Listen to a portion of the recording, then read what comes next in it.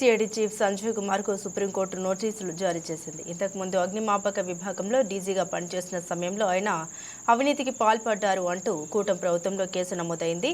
ఈ కేసులో సంజయ్ కు ఏపీ హైకోర్టు ముందస్తు బెయిల్ మంజూరు చేసింది. హైకోర్టు బెయిల్ మంజూరు చేయడాన్ని ఏపీ ప్రభుత్వం సుప్రీంకోర్టులో సవాల్ చేసింది.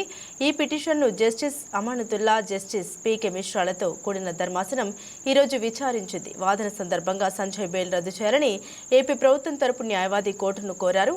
ఈ నేపథ్యంలోనే ప్రభుత్వం దాఖలు చేసిన పిటిషన్కు కౌంటర్ దాఖలు చేయాలని సంజయ్కు సుప్రీంకోర్టు నోటీసులు ఇచ్చింది. 4 వారాల్లోగా సమాధానం చెప్పాలని ఆదేశించింది. తదుపరి విచారణను నెలాఖరు వాయిదా వేసింది. వైసీపీ ప్రభుత్వ హయాంలో ఫైర్ డీజీగా విధులు నిర్వర్తిస్తున్న సమయంలో సంజయ్ అవినీతికి పాల్పడ్డారంటూ విజిలెన్స్ అండ్ ఎన్ఫోర్స్మెంట్ ప్రభుత్వానికి నివేదిక అందించింది. ఈ నివేదిక ఆధారంగా సంజయ్పై కూటమి ప్రభుత్వం సస్పెన్షన్ వేటు వేసింది.